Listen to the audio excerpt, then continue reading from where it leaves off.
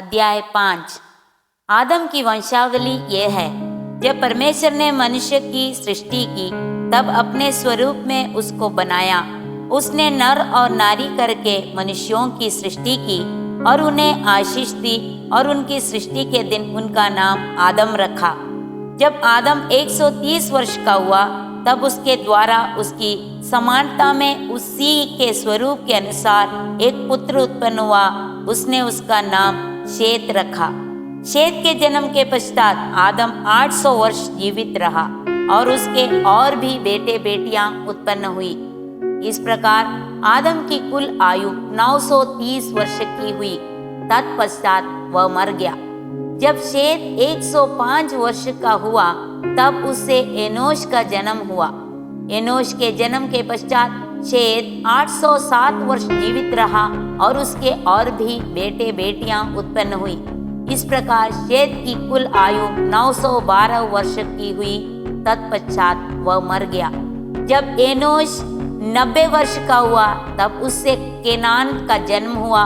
केनान के जन्म के पश्चात एनोश 815 वर्ष जीवित रहा और उसके और भी बेटे बेटियां उत्पन्न हुई। इस प्रकार एनोश की कुल आयु 905 वर्ष की हुई। तत्पश्चात वह मर गया। जब केनान 70 वर्ष का हुआ तब उससे महललेल का जन्म हुआ। महललेल के जन्म के पश्चात केनान 840 वर्ष जीवित रहा और उसके और भी बेटे बेटियां उत्पन्न हुई। इस प्रकार केनान की कुल आयु 910 वर्ष की हुई। तत्पश्चात वह मर गया। जब महललेल 65 वर्ष का हुआ तब उससे येरेद का जन्म हुआ। येरेद के जन्म के पश्चात महललेल 830 वर्ष जीवित रहा और उसके और भी बेटे बेटियां उत्पन्न हुई। इस प्रकार महललेल की कुल आयु 895 वर्ष की हुई। तत्पश्चात वह मर गया। जब येरेद 162 वर्ष का हुआ तब उससे हानोक का जन्म हुआ। हानोक के जन्म के पश्चात येरेद 800 वर्ष जीवित रहा और उसके और भी बेटे बेटियां उत्पन्न हुई।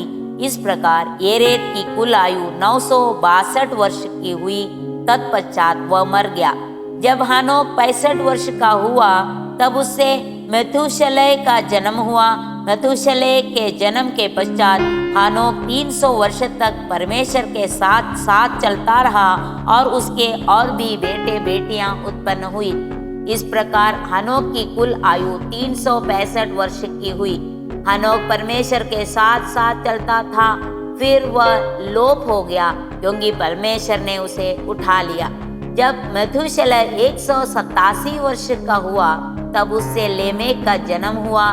लेमेक के जन्म के पश्चात मेथूशलह 782 वर्ष जीवित रहा और उसके और भी बेटे बेटियां उत्पन्न हुई।